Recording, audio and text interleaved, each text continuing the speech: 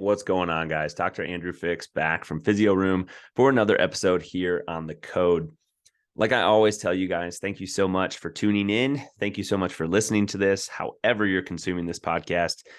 I tend to be someone who listens to a lot of podcasts while I'm driving. But however you guys are doing it, I really appreciate your time being here and tuning into this episode on The Code. Hopefully you find some value in this. What we're going to talk about today is protein, right? We're going to talk about prioritizing your protein. And I have a couple notes written down, but I want to preface this with, I'm not like reading from studies or anything like this on this episode. One thing that made me want to record an episode on this is a question, or this topic I get questions on. My wife gets questions on with her clients all the time. How much protein should I be eating? Or what we run into is we end up, working with individuals, or we have members of our family who, quite frankly, are just not getting enough protein in their diet. And we end up talking to them about this. And then the questions come up of, well, how do I know how much protein is in things? How do I get more protein in my diet? I thought it was bad to eat certain things. So I just want to hop on here and sort of talk about this for a minute, because what we find is that many people that we work with, many people that have challenges consistently with their, with their body, pain, recovery issues, weight challenges, not being a weight that they're happy with, either if that's like low or if that's too high and they're trying to lose weight. One of the very consistent themes that we find is the priority needs to be put on the protein and the quality of the protein in that person's diet, along with many other things, right? Along with sleep, along with ways to manage your stress, along with exercise. All of those things are important. But from a nutrition aspect, we end up talking a lot about protein and hydration. I even get asked sometimes by people, well, should I count my calories or should I count my protein? And I think both can be very effective. And I'm not going to say one's better than the other. But what works for me is I just pay attention to my protein, because I'm not personally a big fan of tracking every single macronutrient that I eat. Sometimes tracking like the exact calories that I'm eating and tracking everything down to a T, although it can be extremely eye-opening and valuable. And if you do that, even for a small period of time, I would argue that you're probably going to be in the higher percentage of people that understand serving sizes and understand when you look at a plate or you look at some food, approximately what that is. Whereas probably most people have no clue, right? Unless you've done that for a while, unless you've tracked your food for a while, then you start to like kind of put these pictures together of, oh, that looks like approximately 3 or 4 ounces of chicken. And I know basically how much protein is in that, right? I know basically what that is. So, but what works for me is if I just pay attention to my protein, it takes the guesswork out of so much other stuff. It handles so much other stuff, because protein is really cool in that however you're consuming it, whether this is an animal-based product, chicken, beef, pork, you name it, eggs, or if this is a plant-based product, protein tends to have a satiety piece that goes with it. It takes a little bit longer to digest. It makes you feel full longer. And that's going to likely, for most people, lead to overeating less. If you eat your protein and you prioritize that first, it sometimes helps the fat and the carbohydrate intake just kind of fall in line approximately where it should be for a lot of people, without getting really, really, really strict on tracking and micromanaging those things. Now, like I said, there are definitely times and places to do that and to track what you're eating and be very accurate with that. I know this is very common in like the fitness show, bodybuilding community, because they're trying to really dial in their body to look a particular way, and being really dialed in with your nutrition is a great way to go about accomplishing that. So let's use an example here. Like, how much protein does one need? How much protein does somebody need?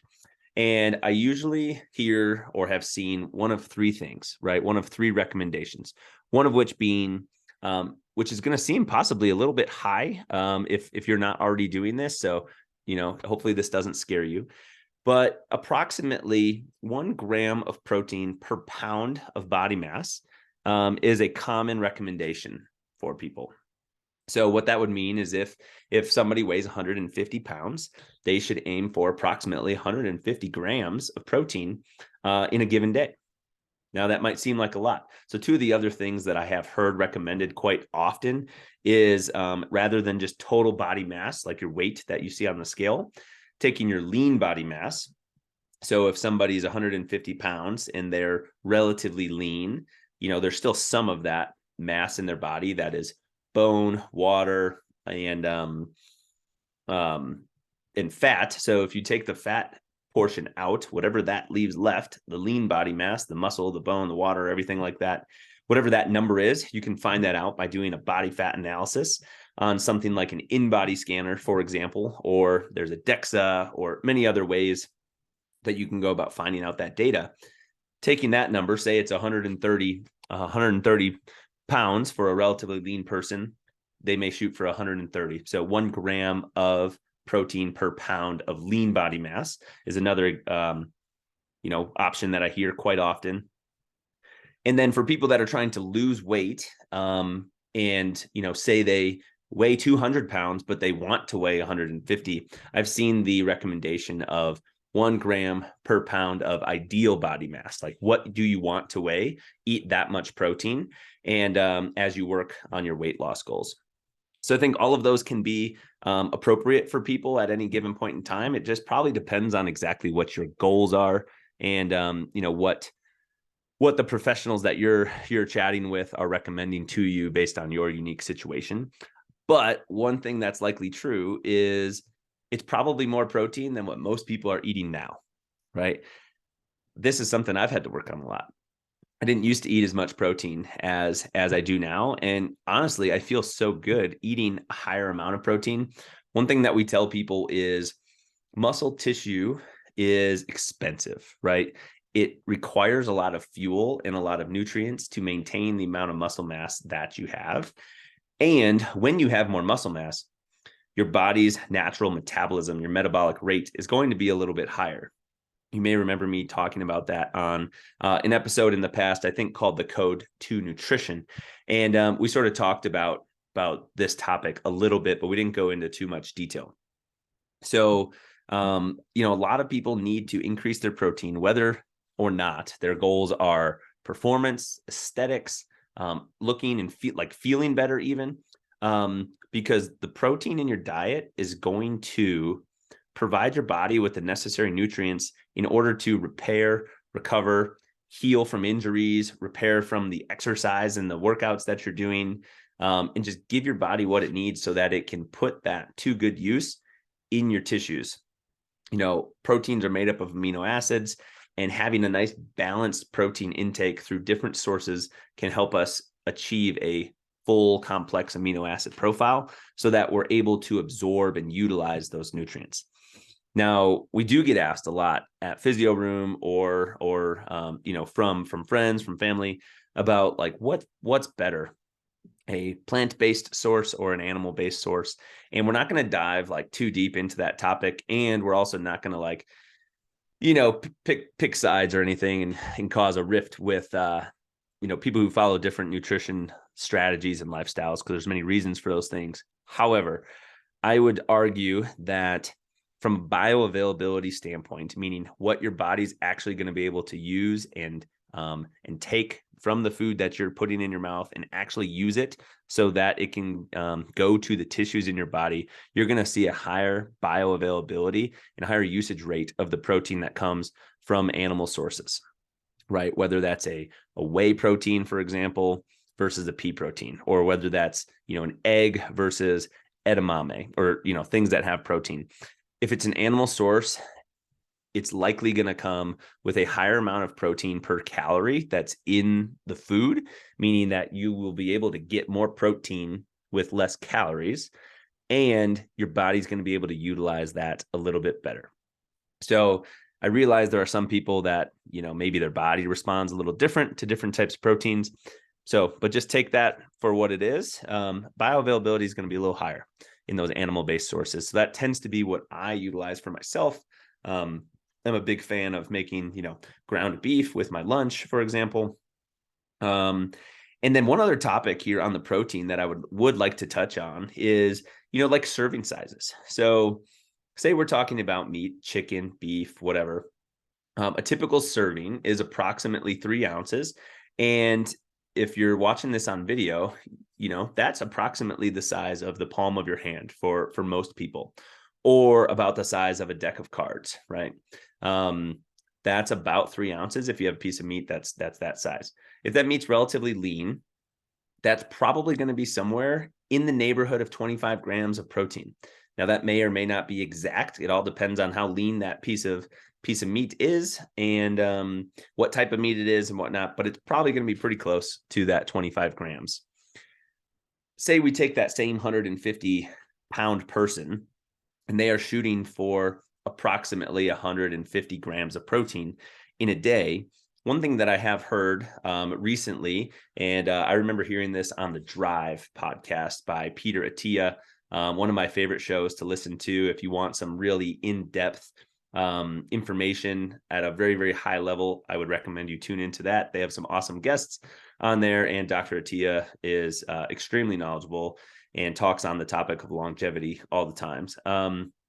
But one of the things that I remember hearing on that show was this idea of, if you're eating protein, one of the main goals is for your body to stimulate what's called muscle protein synthesis. And that's basically the concept of, or the process that takes place when your body is going to utilize that what you ate and actually like try to use it to build and repair muscle, right? Muscle protein synthesis, creating muscle tissue from the protein that you're eating.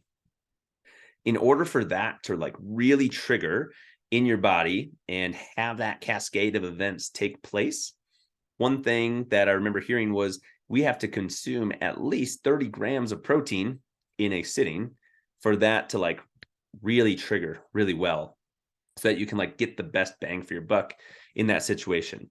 And what they recommended on that episode was eating bigger amounts of protein in fewer sittings throughout the day is better than just this concept of like grazing all day.